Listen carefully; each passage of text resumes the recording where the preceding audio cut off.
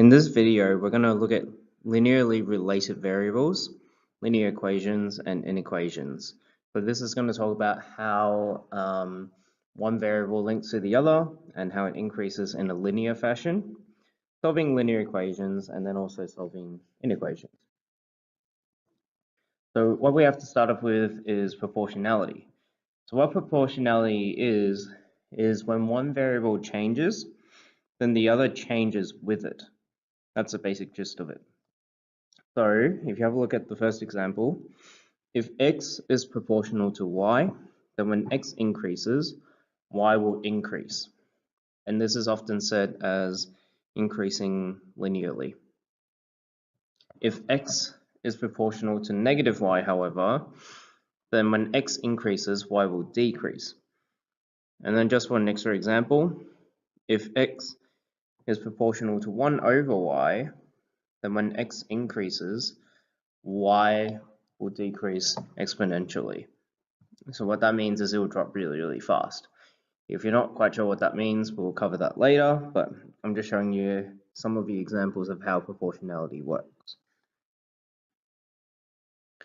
Now, proportionality doesn't tell you at what rate it increases or decreases, so it doesn't tell you if it's doubled, tripled, or anything. All it tells you is whether or not it increases or decreases. So I should probably put that in, or decreases. The constant of proportionality is what tells you whether or not how much it increases or decreases by. So, for example, being doubled or tripled. And normally we use a k, the letter k for that. All right, the circumference of a circle which is directly proportional to its radius. If the circumference is 16 pi, when the radius is 8, calculate a, the constant of proportionality. So if you read the first sentence, the circumference of a circle is directly proportional to its radius. So in other words, C equals to KR. Because remember, it's proportional, we don't know the factor, we have to multiply it. And if we follow what it says on the top, if the circumference is 16 pi, and it's equal to K, and then the radius is 8, and K must be equal to 2 pi. So then this should be a really familiar formula to you. Circumference is 2 pi r. B, the radius of a circle when the circumference is doubled, and sketch the graph of the circumference versus the radius. So the radius of a circle when the circumference is doubled. So we have 16 pi times 2. Oops. 16 pi times 2 equals to 2 pi times the radius. So I'm going to divide the 2 pi over. That's 32. So the radius would be 16 centimeters.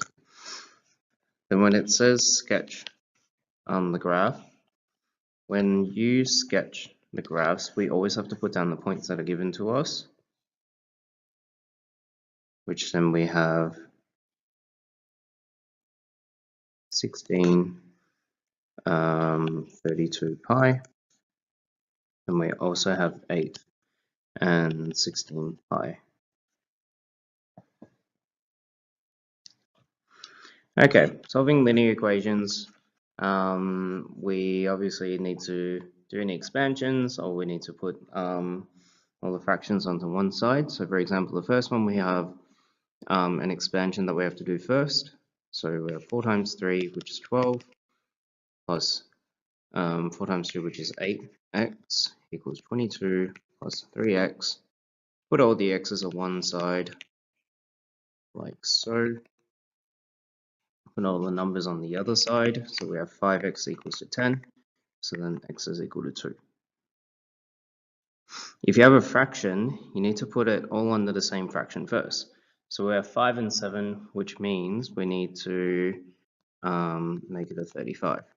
So to do that, the 5 needs to multiply by 7, and then the 7 needs to times by 5. Now you might notice I put brackets on, because remember, when you multiply the bottom, you also have to multiply the top. but it's the whole of the top. So that's why I put a whole bracket on. So then we have 14x plus 21 minus 5 minus 20x, all in bracket, all over 35 equals to x. Expand the bracket.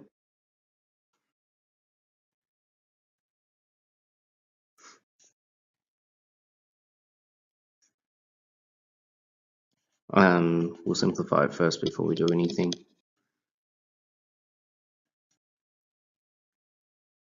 Now, we have a 35 on the bottom, so we need to multiply that over.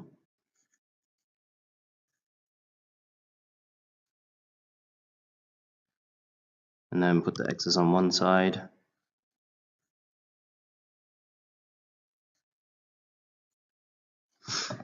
Oops.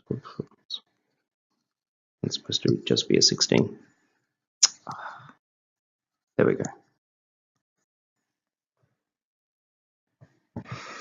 Okay, now, sometimes you'll be told to solve equations where you have different variables there.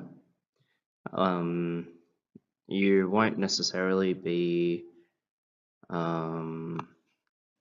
given numbers, so you have to make sure that you multiply it and you solve it so that you're left with whatever is you're told to solve. So for this particular example, you have a b and an a. To make them the same fraction, we need to multiply the a and b. That means we get a, b. However, because we did that, then the b needs to multiply with the a, so this is a on the top. Same with this one, we have a b. So we have ax plus a squared equals to b squared minus bx. But notice how the bottom is the same. That must mean the top is the same. So we can actually get rid of the ab.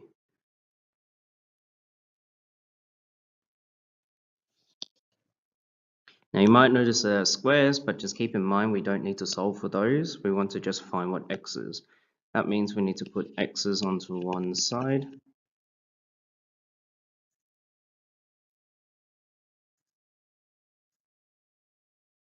Then once we have the x's onto one side, we just simply factorize that. That way we can divide it over and it gets rid of it.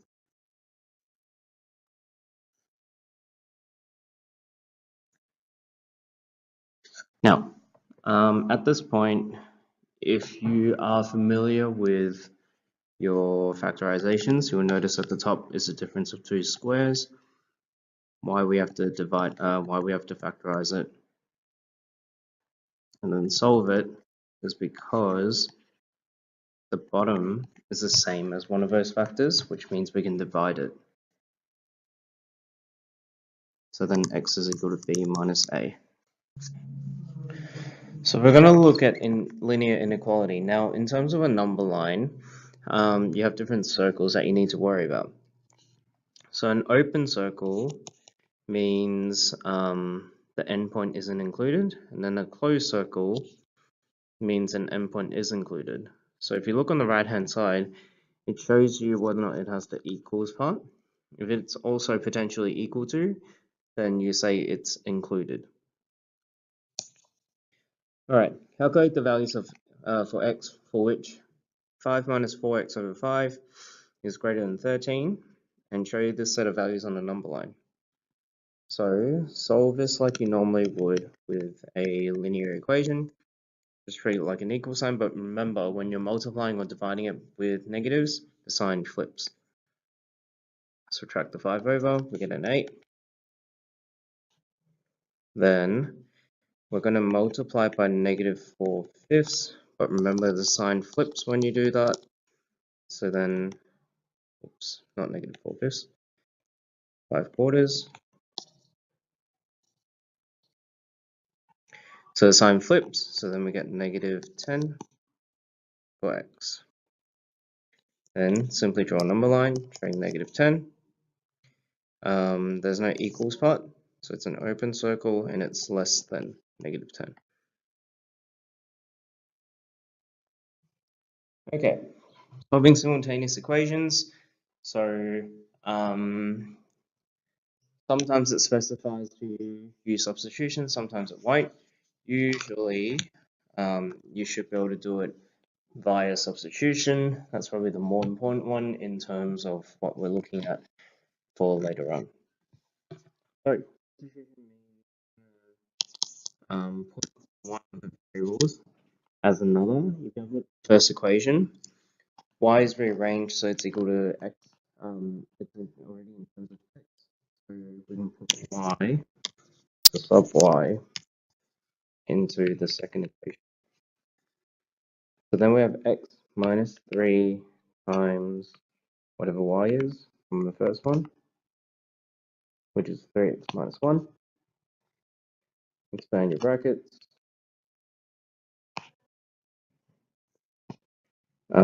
Move the numbers over. 1.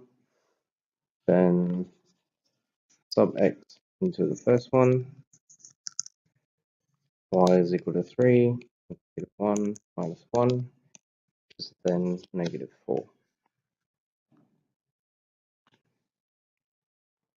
Elimination means we need to cancel out one of the variables. If you have a look at the y's again, 3 and 4, a multiple is 12. So if I times the whole equation of the first one by 4 and the second equation by 3, we can then cancel them out. So the first equation, when we multiply by 4, we get 32x plus 12y equals to negative 52.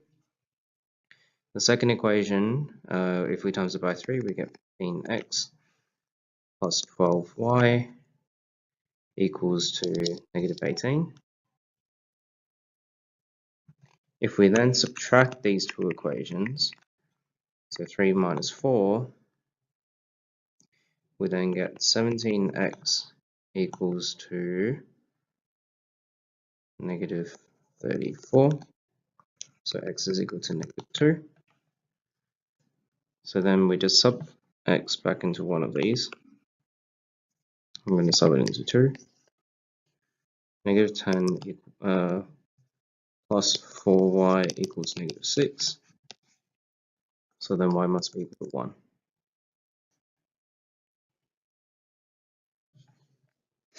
Okay, the organizers of an annual event, student fundraising event for charity is $120. There's an estimated cost of 60 cents per student. The entry fee to fundraiser is set as $5. So A, form an algebraic model for the profit the event can expect to make. Now, it's $5 per student, so we firstly need to write down what the student is. Oh my god, what is going on? Yeah. Okay, so let S equals to the number of students.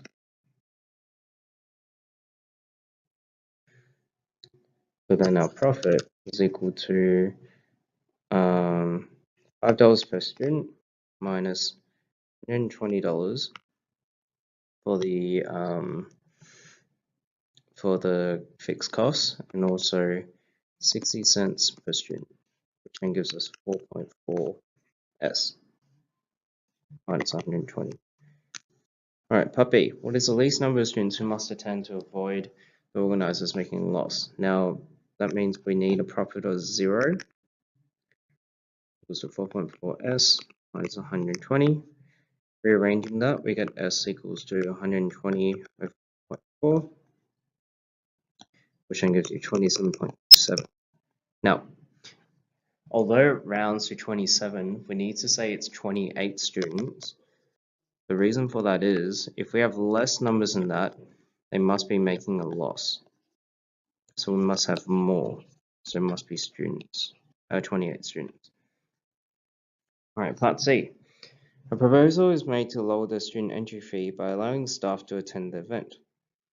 So we have students and staff. Now this is not the number of students and staff. This time around it's a cost.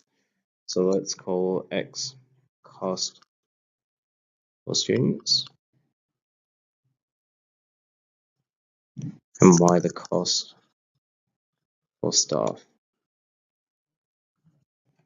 Okay, so if 30 students and 5 staff attend, we have $145, and 55 students and 15 staff attend, the revenue is $312 and 50 cents. On the next slide, I'm gonna show you how to use this on the CAS. Okay, the organizers of an annual student fundraising event for charity know there will be fixed costs of $120, plus an estimated cost of 60 cents per student for incident costs on the day of the fundraising. The entry fee to the fundraising event is set at $5. So a 4-minute break for the profit event can be estimated.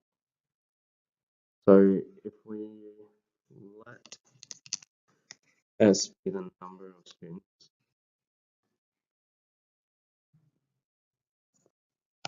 and P equal to the profit,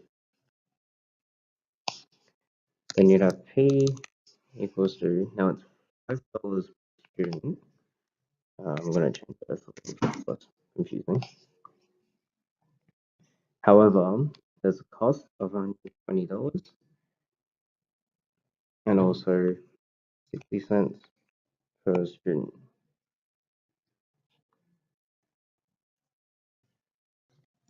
Which then gives us 4.4 S minus 120. Part B. What is the least number of students who must attend the event to avoid the organizers making a loss? So if there's no loss, that means the profit would be 0. If there's, as a minimum loss, as a minimum profit. So then 4.4 S minus 120. S is in 120 divided by 4.4, then get 27. Now, we need to have more students for us to not make a loss, so that means this will be rounded up to 28. You have to think about it in context of the question. A proposal is made to lower the student entry fee by allowing staff to attend. C, if 30 students and 5 staff attend, the revenue gain on entry fees is $145, whereas if 55 students and 15 staff attend, the revenue is $312.50. How much is the proposed entry fee for a student and how much is it for a member of staff? Now, given that we now have staff and stuff, maybe I should just change the variables to X's. Sorry, I know it's a little bit annoying.